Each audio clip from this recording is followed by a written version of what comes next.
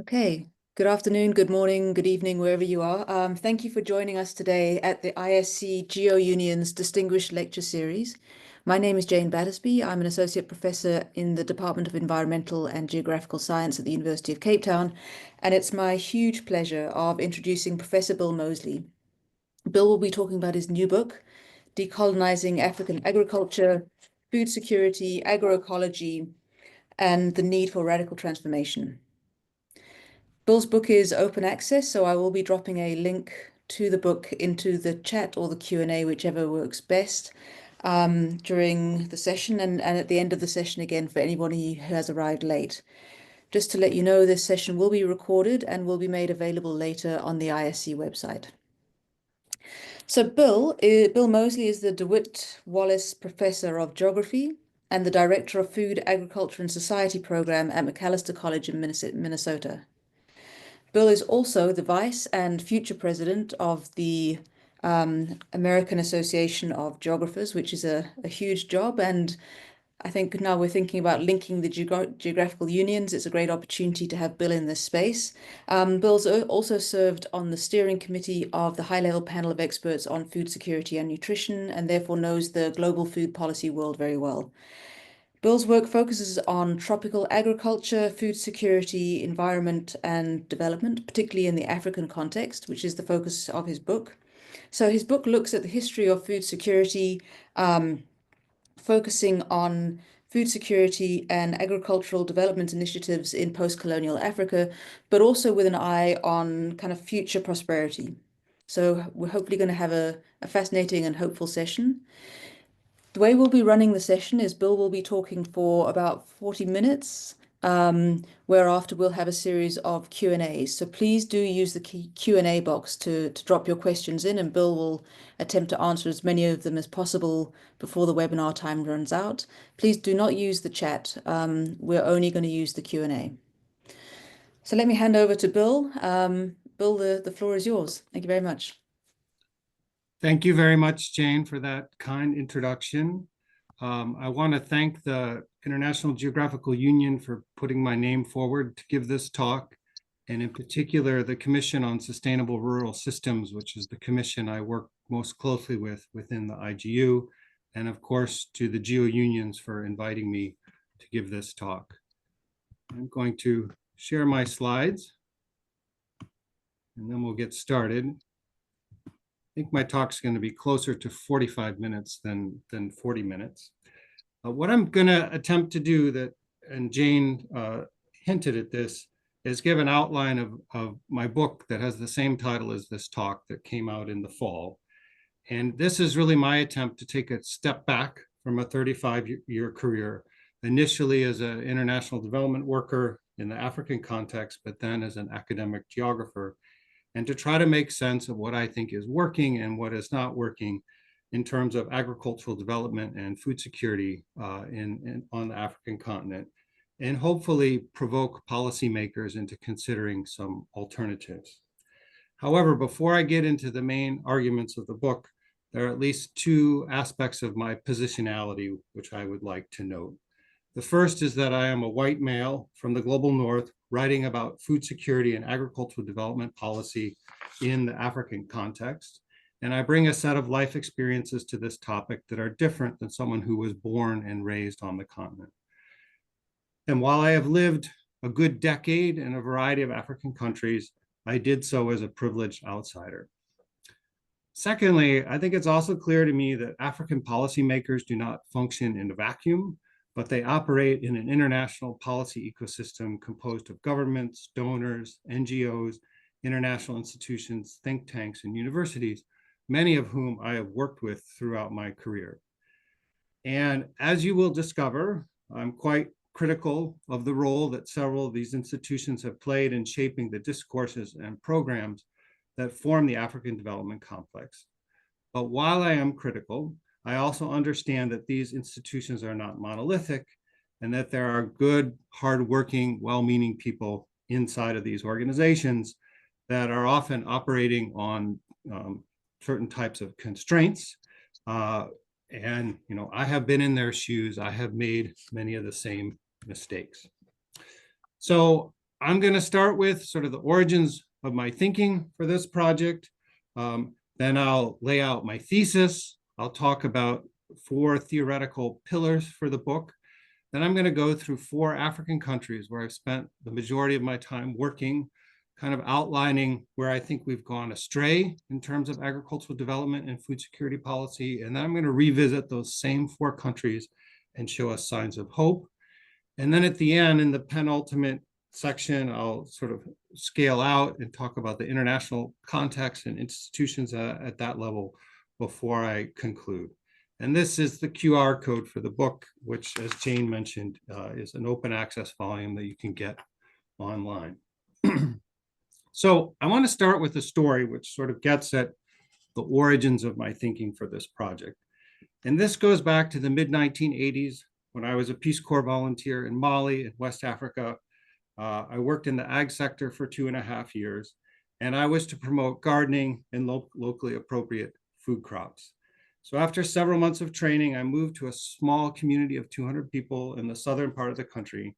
And there I met my government counterpart, who was the local agricultural extension agent.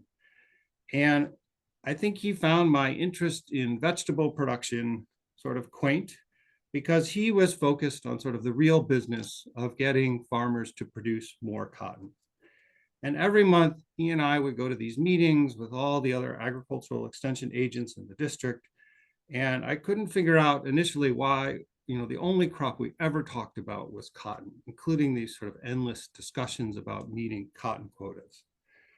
And I thought I was working for the Ministry of Agriculture, but increasingly it felt like I was working for the Ministry of Cotton. I would subsequently come to understand that Mali had signed agreements with the World Bank to pursue structural adjustment reforms or neoliberal economic reform in the 1980s. And part of these commitments was an extreme focus on cotton production, a crop for which Mali was deemed to have a comparative advantage. And as a result of these efforts, Mali would become the leading producer of cotton in all of Africa at several points in the 1990s. I would then return to Mali later in the 1990s for my master's thesis and my dissertation research, which was also focused on cotton production based, following this initial experience. And I remember I interviewed a large number of Malian civil servants, ag extension agents, and they would say to me in French, grâce à la CMDT, nos fonctionnaires sont payés. Because of the government cotton company, our civil servants are paid. And another refrain I would hear over and over again from the local ag extension agents, and this was in the local language Bambara, was kori tigiye nyo tigiye. The big cotton producers are the big sorghum producers. So they're making this argument that there's a synergy between cash crop production and food crop production. Now, it was true that the sale of cotton was helping the government of Mali meet its financial obligations. But it was also, unfortunately, true that many farmers were becoming increasingly indebted, which calls into question, the ability of this crop to alleviate poverty. And it was also damaging to the soil. And my own research would subsequently show later on that the supposed synergies between cash crop production and food crop production were only true for the wealthiest of farmers, while the others were becoming increasingly food insecure. So this leads me to sort of a central conundrum for the book. How is it that civil servants, in this case largely trained in crop science or agronomy, were dispensing advice to farmers that at the end of the day was not good for them? And what I'm going to suggest is that the science of agronomy is not apolitical, but rather infused with power and politics. In other words, it can be argued that agronomists has focused on developing specific types of crops with certain characteristics for the benefit of certain entities and groups of people. And all of these breeding decisions have inherently involved choices, and those choices have been impacted by those who have power, money, and influence. And so if we're going to begin to change African agriculture, if we're going to begin to decolonize African agriculture, I believe we need to recognize this dynamic. So my thesis has 3 main parts to it. The first is that we're only going to begin to seriously address hunger in the African context if we more fully question the assumption that increased crop production alone is the solution. And on the right, I have the 6 dimensions of food security, availability, access, stability, utilization, sustainability, and agency. And increased production really only addresses one of those pillars.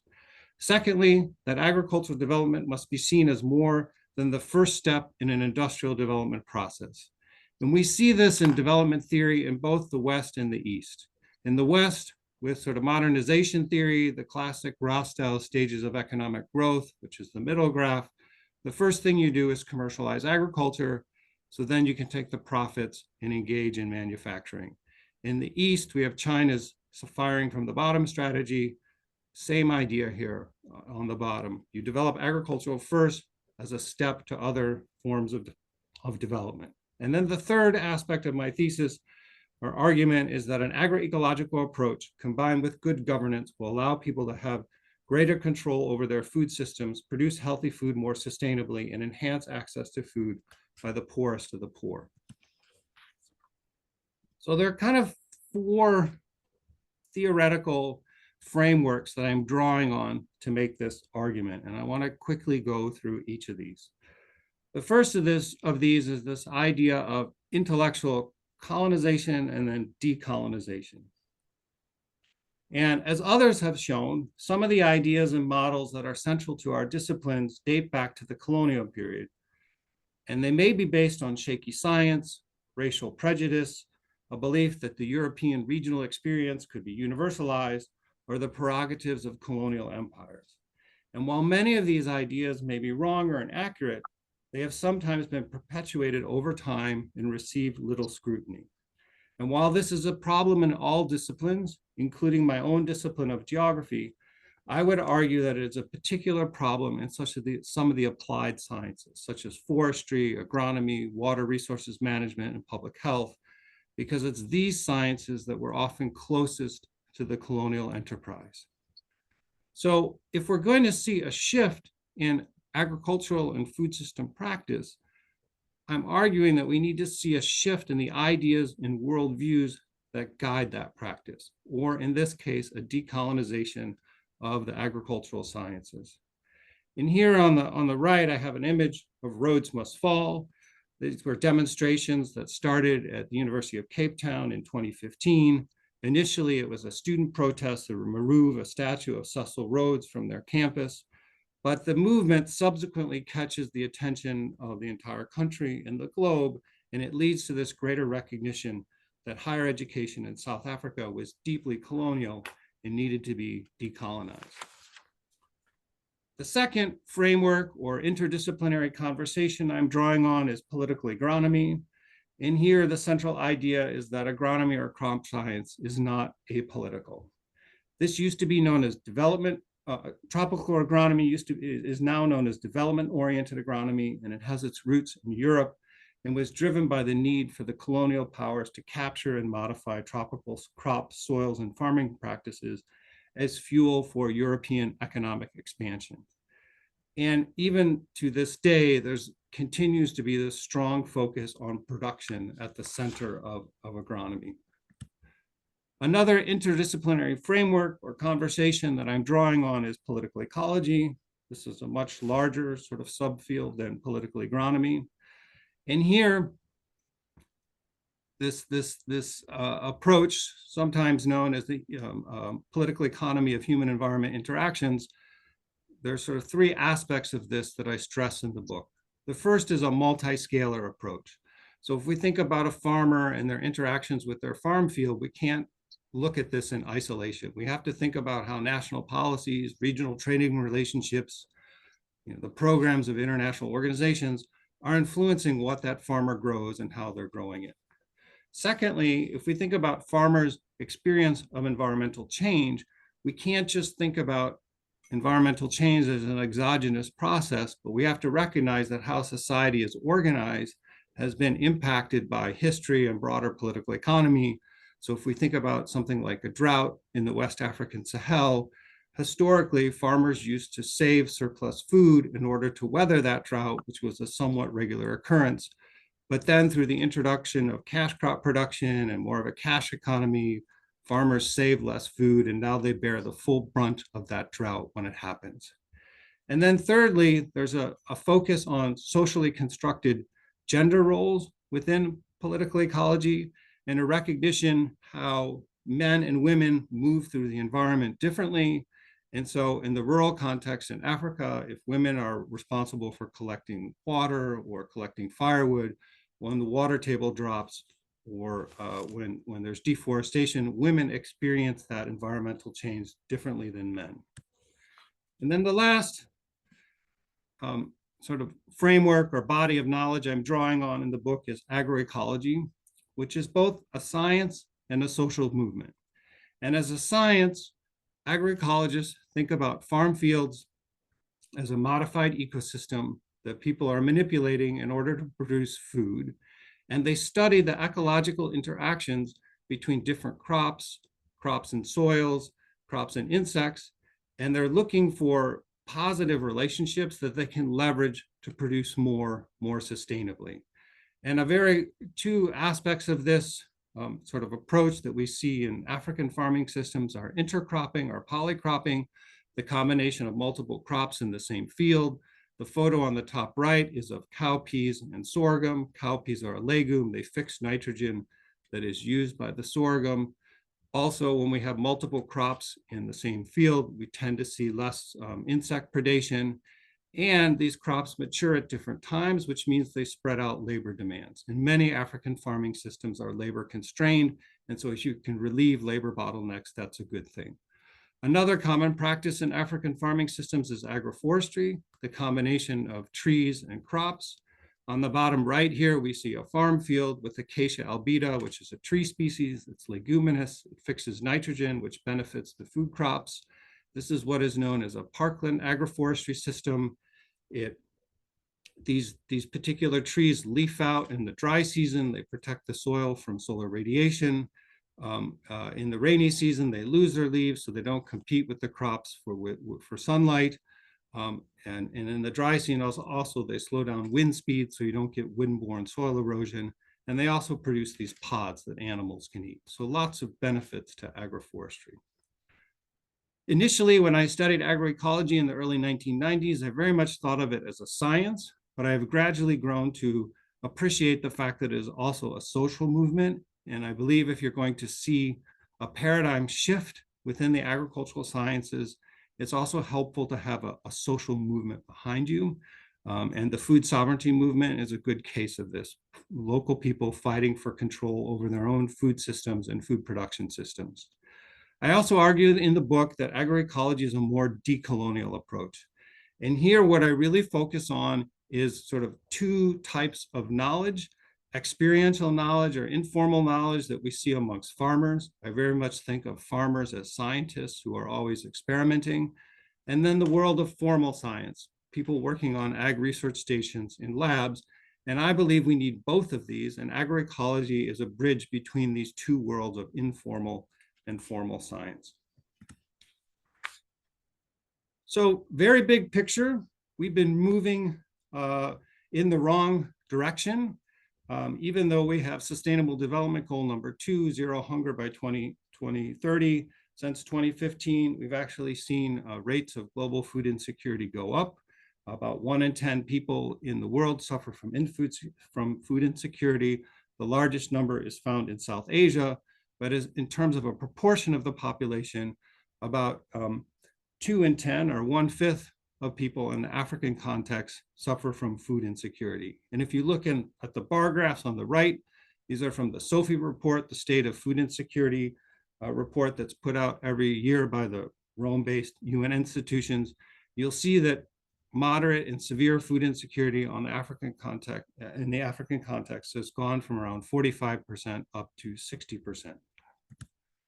And my co-authors and I have argued that part of the issue here is that every time we've experienced a global sort of food crisis, we have tended as a global community to respond with a productionist response. We're going to solve this by producing more food. So if we go back to the 60s and 70s, this period of high food prices in the global South, we respond with the first wave of the Green Revolution. Then in the late 70s, when we have the third world debt crisis, There we respond with this doubling down on crop exports and this move away from food self-sufficiency. After the 2007-2008 global food crisis, we get neo-productionism, and in the African context, it's the new green revolution for Africa. We're going to produce more. And the result is that today we have a global food system that's increasingly dependent on a few major bread baskets using energy-intensive production methods, and it's dependent on trade, moving food around the world. And this is highly vulnerable to different types of shocks, energy price shocks, supply chain disruptions like we saw during COVID, climate change, and war like we saw with the war in Ukraine. So then in the book, I shift to 4 countries where I've spent the majority of my career working. In some ways, this is a random selection of countries, but I do offer a rationale. Both Mali and Burkina Faso are they have a French colonial heritage. They're low-income countries, and they're dominated by smallholder agriculture. Botswana and South Africa have a British colonial history. They're middle-income countries. Botswana is a semi-arid country where animal husbandry is very important. South Africa is a former white settler colony, and it has a well-developed commercial agricultural sector exporting all over the world. And so what I argue is that this is a nice range of different types of African countries where we can examine what's gone wrong and what might be have potential in terms of moving forward. So I'll start with Mali, then I'll talk about Burkina, Botswana, South Africa, and then we'll revisit those same 4 countries.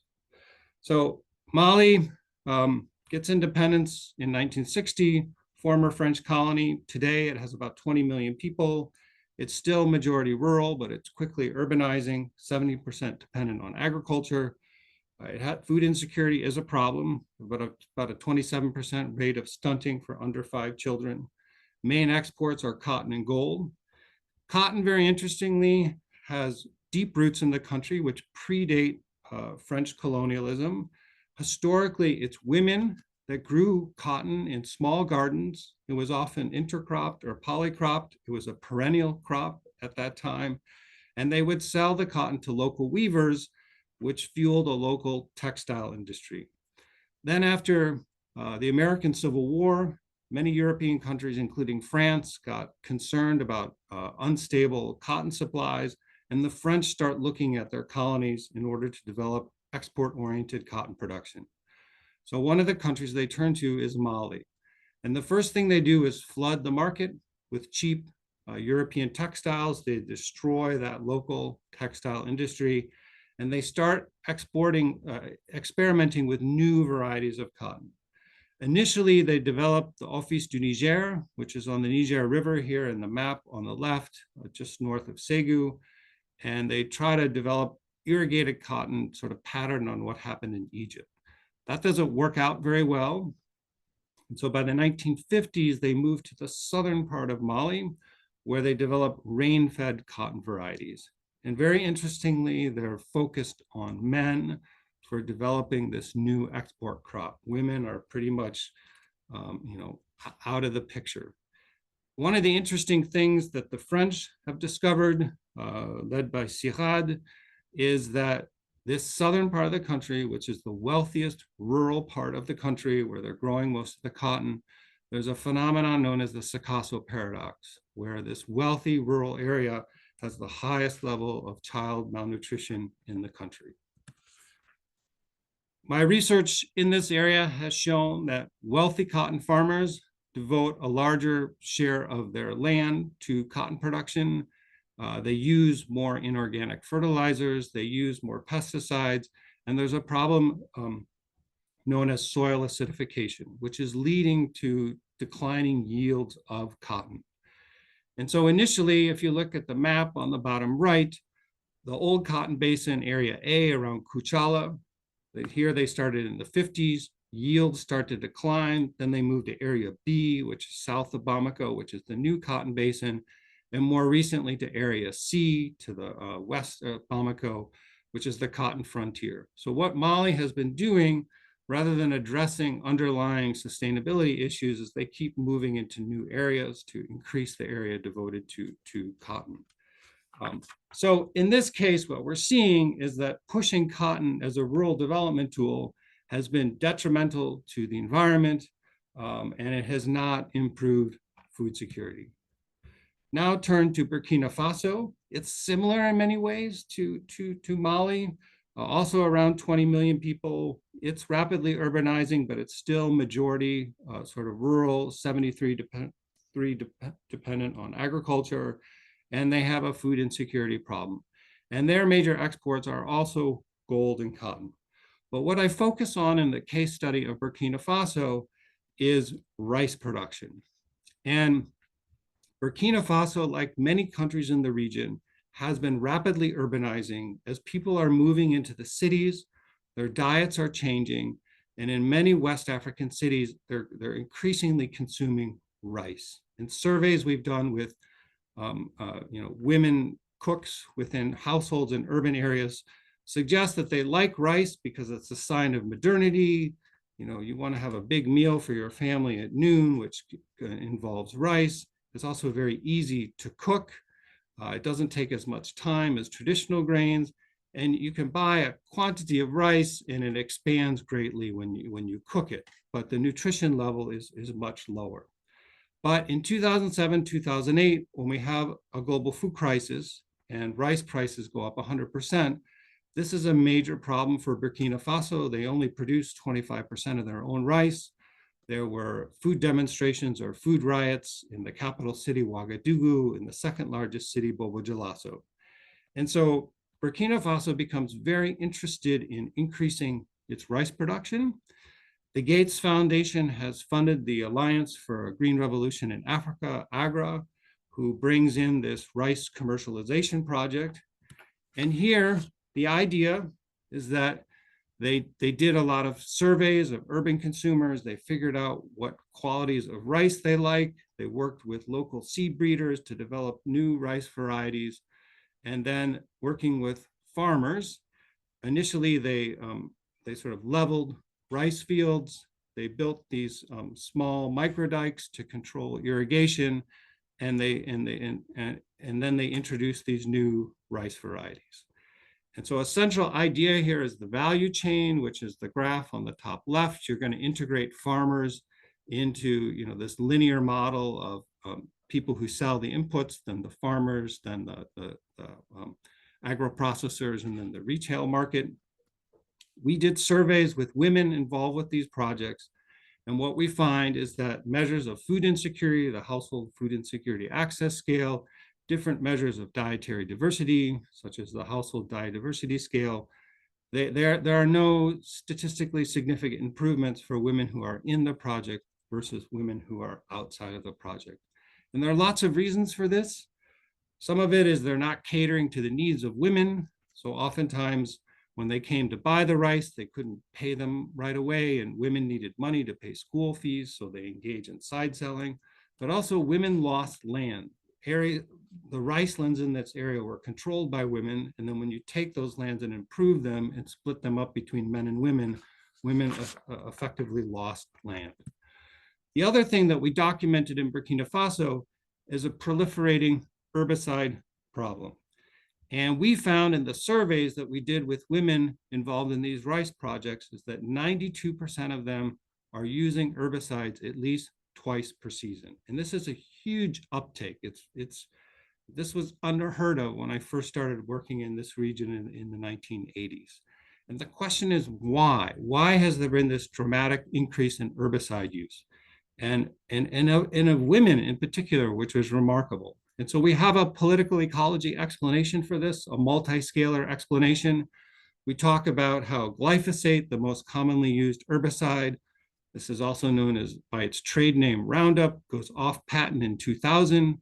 We see the emergence of generic herbicide production in India and China, so now it's much cheaper. They negotiate access to the West African market by targeting those countries that have the most lax regulations, and then this opens up the market for the whole region. Then regionally, what we've seen in the farming sector is increasing labor constraints And this is mostly driven by the fact that young people are leaving the farming sector to work off the farm and increasingly in artisanal gold production. And then within households, in this area, both men and women farm, but male heads of households control the labor within households. And so women have a really hard time accessing labor within the household. Weeding is a very labor intensive process. And so herbicides are a very rational response to that problem. The most commonly used herbicides are glyphosate, which is a suspected carcinogen, and atrazine, which is a known hormone disruptor. So the big concern here is sort of the unknown health consequences of using these herbicides. Then turn to Botswana. Botswana is one of the least densely populated countries in the world, about 2.5 million people. It has rapidly urbanized, so it's now a majority urban country. With that, diets have been changing, so obesity is a growing problem. It is a development success story. The geographer Abdi Samatar has written about sort of Botswana as an African development miracle. It's now a middle-income country. And a lot of this has to do with its effective harnessing of diamonds and the astute management of them. And so all through the sort of 70s, 80s, 90s, 2000s, Botswana is growing very rapidly, much more rapidly than other African countries. They sort of get back away from crop production, which is dominated by women. And today, Botswana imports 90% of its food. And women have been marginalized because the activities they've been focused on in rural areas have received less attention. So we did surveys in 2012 following another food price crisis. And we were looking at urban, peri-urban, and rural areas. And we found that 56% of urban households, 66% of peri-urban households, and 76% of rural households were suffering from moderate to severe food insecurity. So here we have a middle-income country. It's this great success story, yet food insecurity remains a major problem. And I'll return to this later when I talk about the position of women. And then the last country we look at is South Africa, 60 million people, like Botswana, also a more urban country, a middle-income country. Obesity is a growing problem. And in particular, we focus on the land reform project in the southwestern part of the country. So land reform is this major initiative announced after the end of apartheid. Initially, under Nelson Mandela, the ANC launches a program known as the Settlement Land Acquisition Grant. The government's providing grants for historically marginalized groups to acquire land. And there was a lot of flexibility about what they could use that land for. But then under Thabo Mbeki, that program gets reformed. It's turned into something known as LRAD, Land Reform for Agricultural Development, and it has a much stronger commercial orientation. And we argue that part of this is a result of sort of the lobbying of the commercial farm group. And so now you have to have a business plan in order to apply for government grants in order to purchase a farm. And we looked at 16 of these in the mid-2000s, 16 of these projects that had been operating for at least 3 years. And what we found is that while some are doing well, there's a significant minority that are really in trouble. Either they went out of business and they were sold back to the white farmers, operations have stopped completely, or they're sort of questionable whether they were going to make it into the future. And part of this was a very intensely competitive agricultural sector. So you're taking emerging new farmers and asking them to compete in this market. Oftentimes the farms that were sold by white farmers were more marginal. And so you're asking these new farmers to make a go of it. There are also challenges related to large groups running farms. But here, I think what's very significant in the South African context is this strong commercial orientation.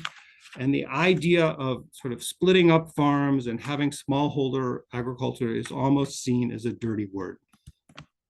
So then in the second part of the book, we go through the same 4 countries and try to show signs of hope. This is an image from a meeting in southern Mali in 2007, which led to the Nyalini Declaration, which is an important statement about food sovereignty globally. So back to Mali. I previously talked about the 2007-2008 global food crisis. It impacted a lot of countries in the region, but very interestingly, we don't see food demonstrations or food riots in Mali. And the question is why? And there was almost a serendipitous accident that allowed them to avoid this problem. So before that increase in food prices, many Malian cotton farmers, because global cotton prices were low, decided to pull back from cotton production.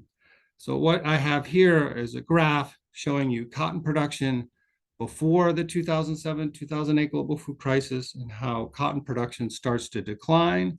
And those farmers turn to food crop production, in increasingly sorghum. So when the crisis hits and rice prices go up, and many countries in the region were dependent on imported rice, although Mali grows more of its own rice, you have this sort of surplus of sorghum on the market, and the crisis is averted. So we think this sort of accidental experiment in food sovereignty in Mali has several important lessons. One is that you're less exposed to the global market if you produce more of your own food. It also suggests that this supposed synergy between cash crop production and food crop production wasn't really true, because here we see at the national level that as cash crop production goes down, food crop production goes up. It also so happens that sorghum is a very drought tolerant crop, certainly more drought tolerant than other food crops like maize. It requires less inputs. It's very amenable to things like intercropping. And Mali also in recent years has been racked by a lot of political insecurity and violence. And so being dependent on these sort of long distance value chains is risky. And we argue that having more diversified food production at home is important. Then in Burkina Faso, we really focus on this idea of a food environment. And agroecology pushes us to not just think about the farm field, but all the spaces in which we source food. So if I think about my home in St. Paul, Minnesota, I get some of my food from my garden in my backyard, but I go to the local farmer's market, I go to the grocery store, that's my food environment. If we think about a rural woman in southwestern Burkina Faso, she's growing some of her own food in her farm field, but she's also sourcing food from other areas. And we discovered that foraging is really, really important. So nearly all of the women we surveyed, some of their food was foraged. And what we found is that this is particularly important for lower income households in a period known as the hungry season. This is a period of time when the food from the last harvest is run out and it's before they've harvested the next crop.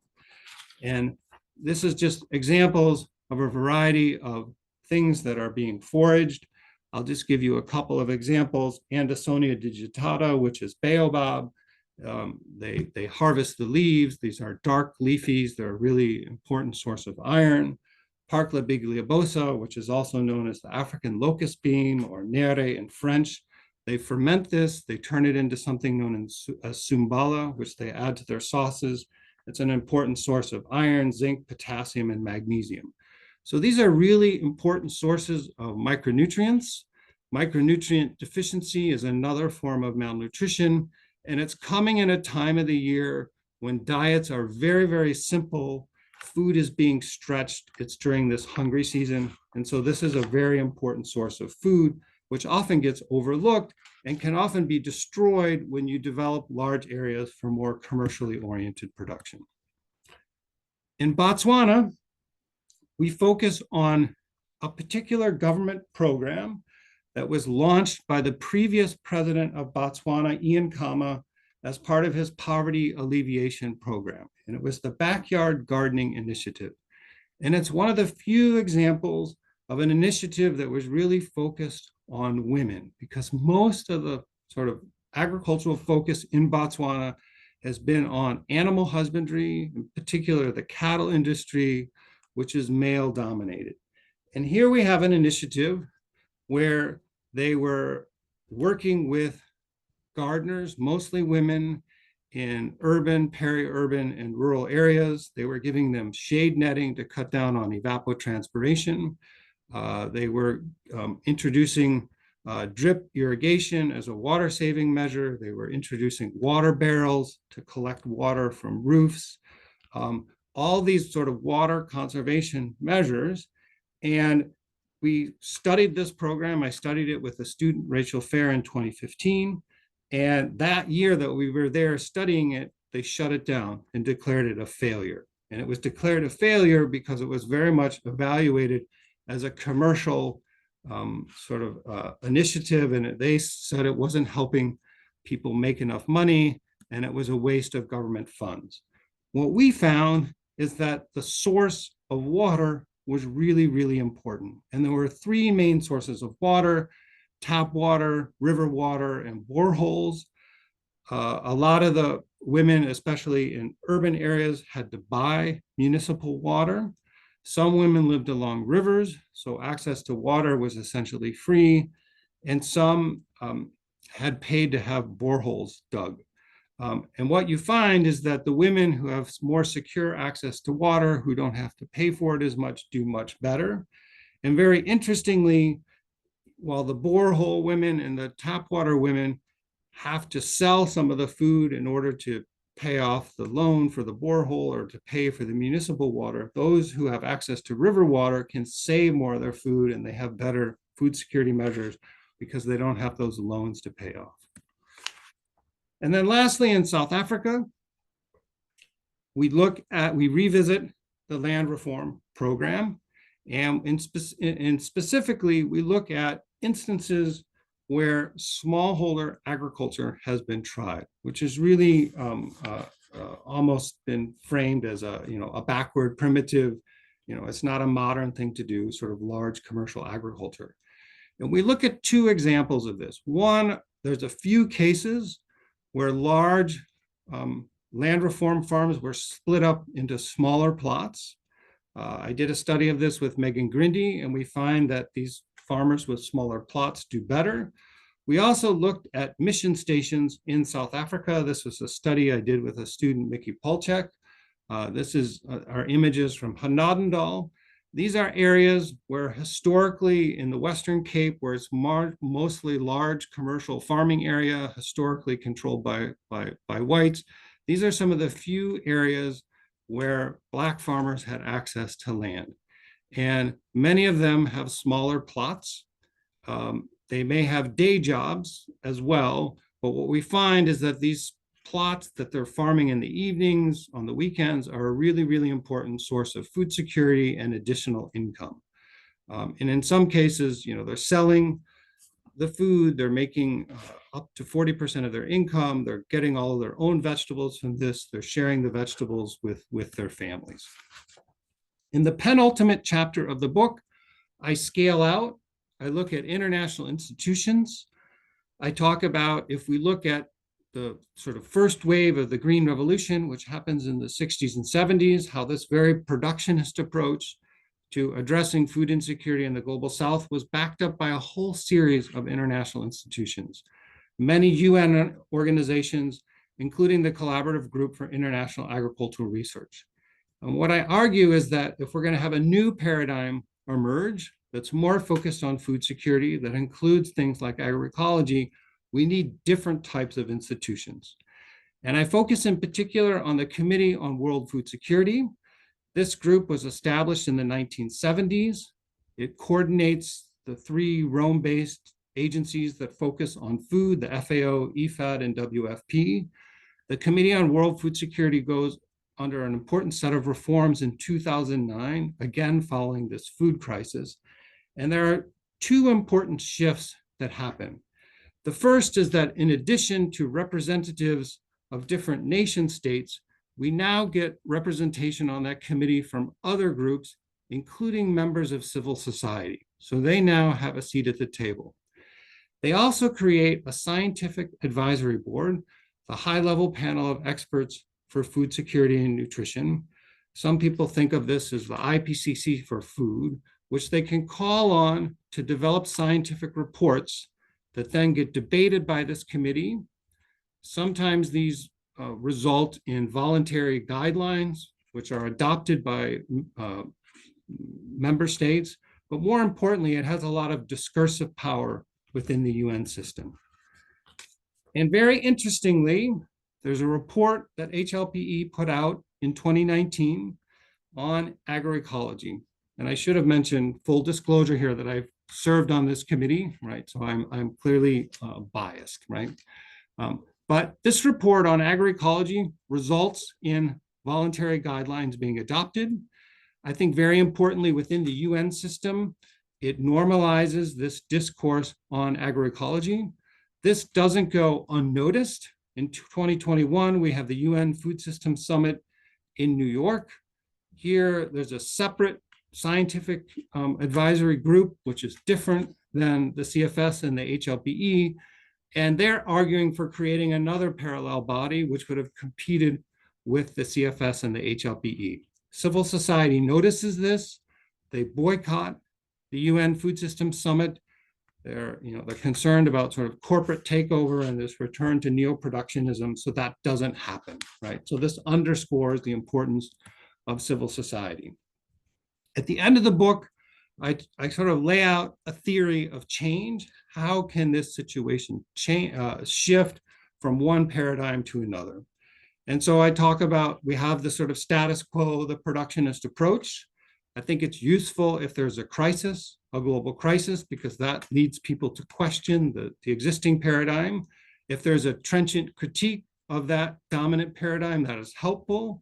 If there are viable alternatives like agroecology, this is also helpful. I think very importantly, you need sort of engaged civil society. You need social movements behind you in order for this shift to happen. And then lastly, you need institutional allies within government in order for this shift to happen. So in conclusion, I have tried to show you why I think heretofore agricultural development efforts on the African continent have not been working, have not been addressing food insecurity. I've tried to show you some examples of some planned, others unplanned, that are more hopeful for the future. But we're in the midst of another global food crisis, and I don't think we can keep trying the same approach that we've tried in the past. Thank you very much.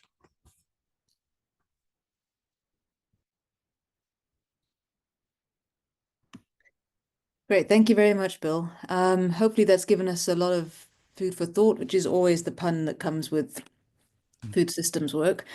We do have plenty of time for questions. We, as yet, only have one question in the question and answer box. So please, if you do have questions, put them in. We have two now. Fantastic.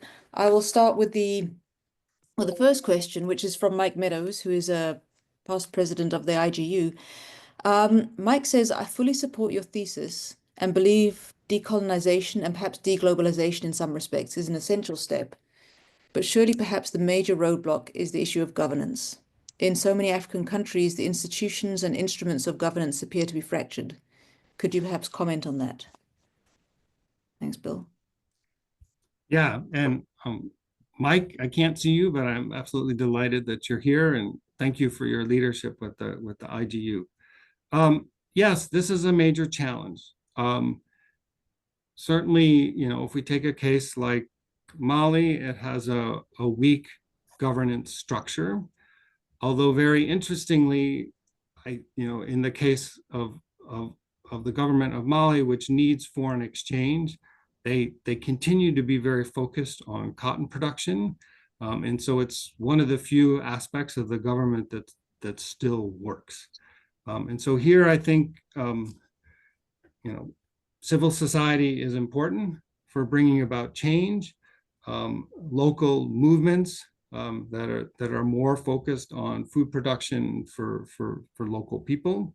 And then, of course, as I mentioned, I think it helps if you have some allies with within government. A recent example of this is Senegal, where the Minister of Agriculture, sort of trained as a traditional agronomist, had a change of heart and is more open to agroecology now. So we see shifts there. Very interestingly, in Burkina Faso, the current leader, Ibrahima Traoré, which came to power in 2022 in a coup, he's sort of comparing himself to Thomas Sankara, who was this Marxist leader in the 1980s, and he has really embraced food self-sufficiency. I don't totally agree with the way he's done a lot of this, including emptying the prisons and sending prisoners to work on farms, but there are aspects of what he's trying to do which makes sense. But yes, I totally agree that this is difficult when you have a weaker state that is able to do less. Thanks. Thanks, Bill. I think this is a conversation that can certainly be ongoing, and I think it links as well to that kind of narration of the theory of change that you had. Our second question is from Sarah Krubeck, who thanks you for the insightful presentation and asks a question that I think is a really helpful one, is can you explain what the 6 dimensions of food security are? Because many of us are familiar with the 4, so why now the 6? Yes, so just I'll quickly go through the 6 to make sure everyone's in the same place. So availability is just having enough food there. This is often linked to producing more food. Access is, this was really brought to the globe's attention by the work of Amartya Sen, who won the Nobel Peace Prize for his work on this. So just because there's food there doesn't mean that people can access it. You have to have enough money to buy it or grow it or get it from your neighbors. Utilization has to do with proper infrastructure, clean water, cooking facilities, cooking know-how in order to prepare that food.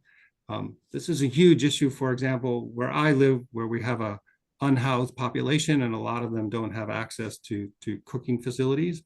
Stability has to do with the prices over time and supplies being relatively constant. Those are the traditional 4, although they incrementally will be sort of accepted over time with the initial focus on availability. More recently, there's been an argument to add sustainability and agency. I think sustainability to this crowd who's interested in sustainable development, who's maybe concerned about climate change, there's this increasing recognition that agriculture constitutes a large share of global greenhouse emissions, certainly in sort of where industrial ag happens. And so you need long-term sustainable production methods in Africa and elsewhere. Agency has to do with people's control over food systems, both in terms of consumption, being able to access culturally appropriate foods, but also for farmers, what they grow, how they grow it, being able to access those technologies. There's been a lot of debate about adding sustainability and agency. I think more of a debate about agency. Some people being concerned that this is too political, but also how do you measure it, right? If you're going to take account of this, how do you measure it? And there are, I think, increasingly, now that this is out there and being talked about, there are some innovative ways that are being developed in terms of how do you measure agency.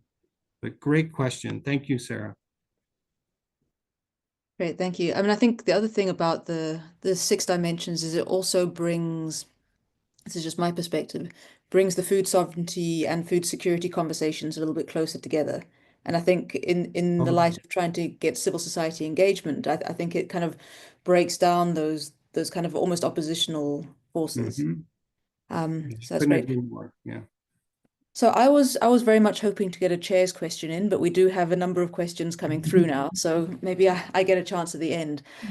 We have a question from Yukio Himayama, who's asking if you can talk a little bit more about the role of non-agricultural industries in rural communities for their survival.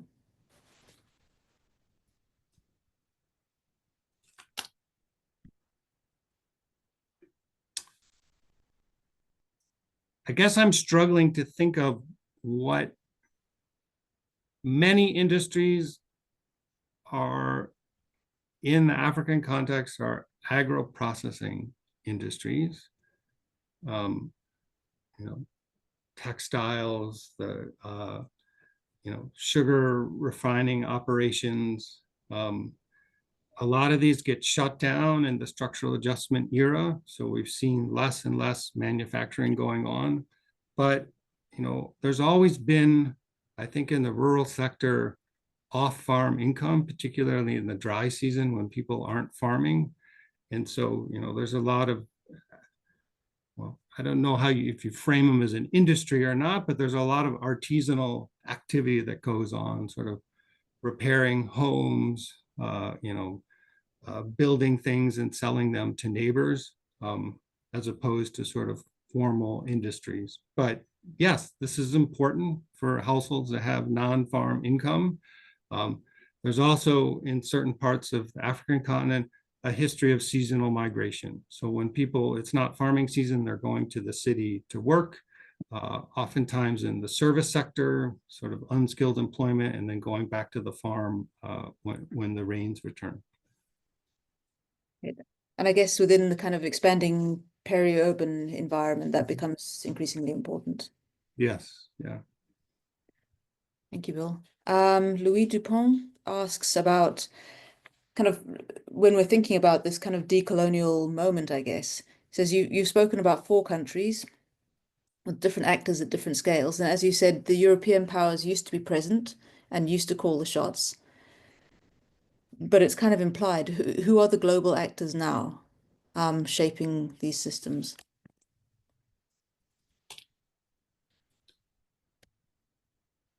Well, I think there are a variety of European actors that are still engaged in the African context. I mean, the European Union is a big funder, and the European Union has been quite supportive of agroecology as opposed to the US, which is still pretty hostile to it.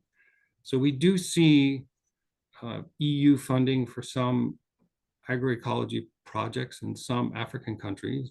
I do think we have to be very careful that agroecology doesn't become another sort of top-down colonial approach. And so for me, what's really central, which I highlighted in the beginning, is just thinking about the strong linkages between informal knowledge systems, the experiential knowledge of farmers, and the more sort of formal science community. So USAID is pretty much no more. They're out of the picture, but I think the EU is still involved. We can't ignore other international actors like China. China is very active in building a lot of infrastructure. Infrastructure can move agricultural products from one part of the continent to the other. I think very interestingly, there are a number of consulting firms, Chinese consulting firms that have implemented, they've provided agronomy expertise for agricultural development projects. And China is often held up as a success story for the Green Revolution, the first wave of the Green Revolution. It's celebrated by, Norman Borlaug, the supposed father of the Green Revolution, would talk about the great success of China. And it's held up as a model for Africa. And so you see these sort of Chinese consulting firms involved to that extent. But really, I think in an increasingly multipolar world, I think there's a space opening up for greater African agency, and for those African states that are have more functional governments, with, for exerting their own more influence, and not being as beholden to outside actors. Great, thanks, Bill. And I think a somewhat linked question is just coming from Jianbao Yao. I'm sorry if I'm mispronouncing names. He asks, was the installation of large farm activity associated with the flow of large foreign direct investment? And I guess perhaps if we can think about that in the kind of history from structural adjustment to present.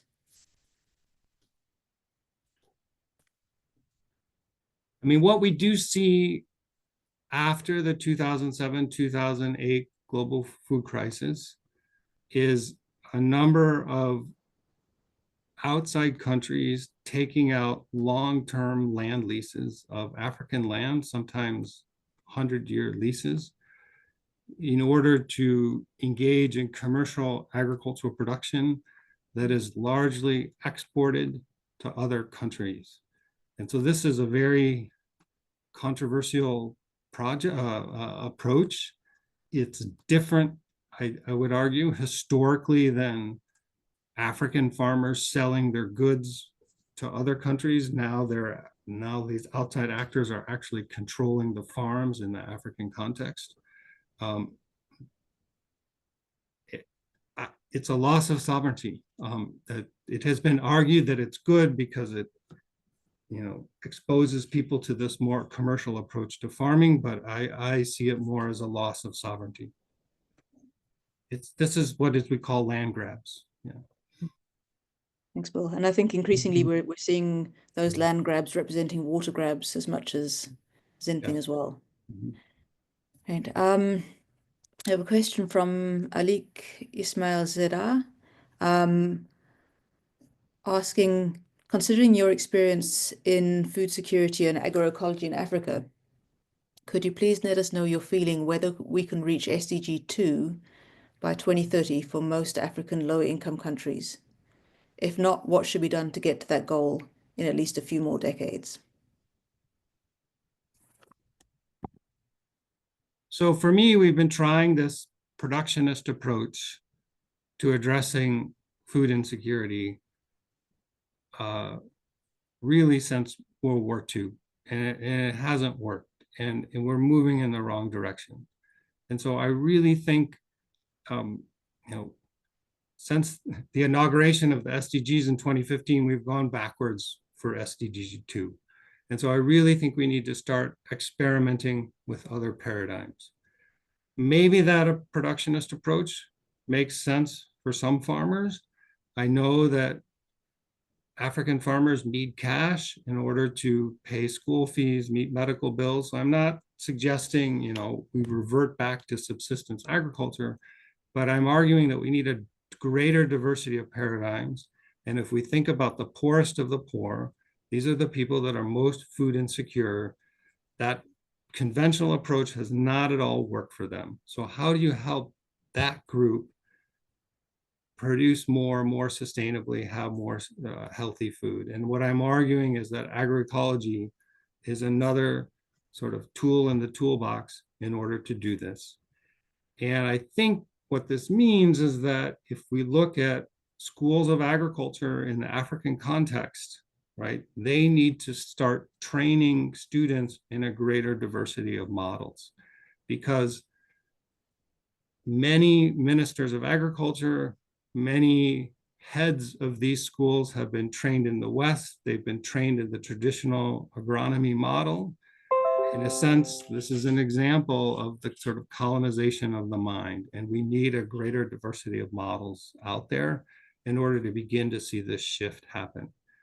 It's now 2025. I'm not super hopeful that we're going to reach the goal by 2030, but for me, it would be significant progress if we at least start entertaining different approaches. Thank you, Bill. And this sort of again connects to a second question that Mike Meadows has posed. And it's linking the kind of governance buy-in and government buy-in to the SDGs and a commitment to agroecology. So Mike says, do you think the government buy-in to the SDGs and what's going to come after? And I think there's a lot of conversations at the moment about what comes after the SDGs, and commitments to climate change, adaptation, and mitigation might be an approach that we could expand, thinking around the adoption of agroecology instead of commercial agriculture. I mean, I think government buy-in is absolutely essential. We can't ignore government. And in fact, I think we ignore government at our own peril. We tried this in the neoliberal era, this idea that you need to have a smaller, less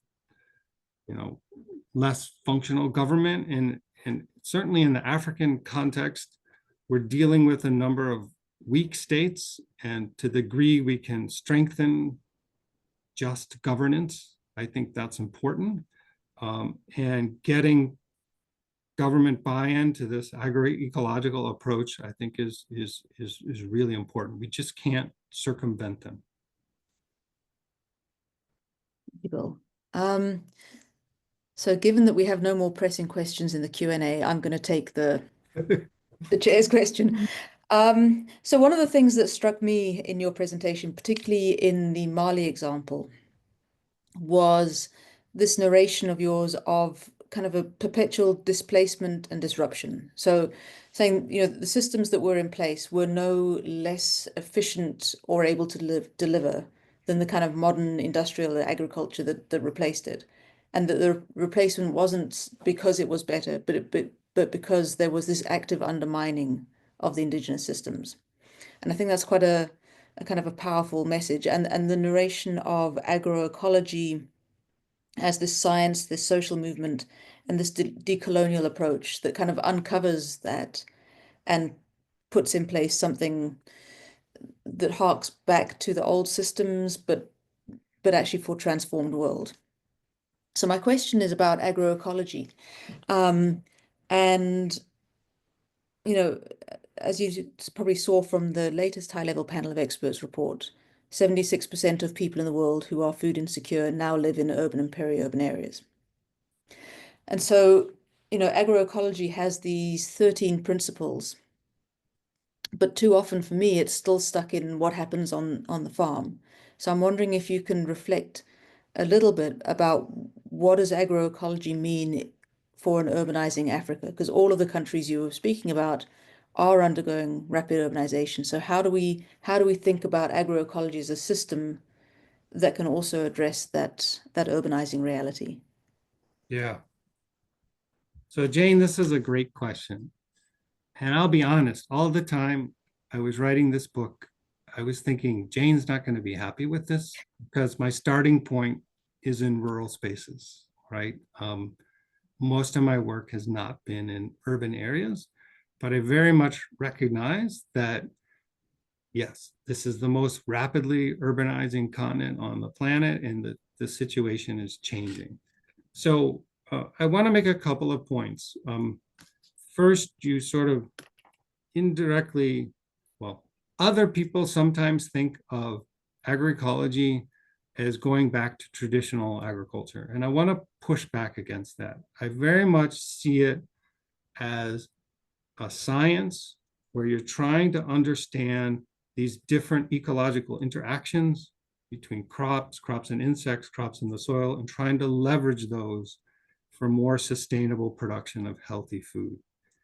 Now, if we draw on experiential knowledge to improve that knowledge base and combine it with more formal knowledge systems, I think all the better. But I very much think of farmers as scientists, as people who are constantly experimenting, that this is not like a stagnant body of knowledge that's stuck in the past, right? So I see this as this dynamic thing moving forward. This is a really well-known example. Agroecologists often trot this out, but if we look at the case of Cuba, right? Cuba undergoes, it was a client state of the Soviet Union. The Soviet Union collapses. It finds itself in crisis. It's facing an embargo from the United States.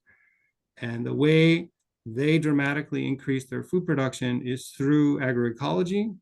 And a lot of this is happening in urban areas, right? And so I think urban spaces around the world, including my own country and where I live in St. Paul, Minnesota, we have this very dynamic urban farming sector, which is certainly very amenable to horticulture production. And so I think there is a space for this in urban areas.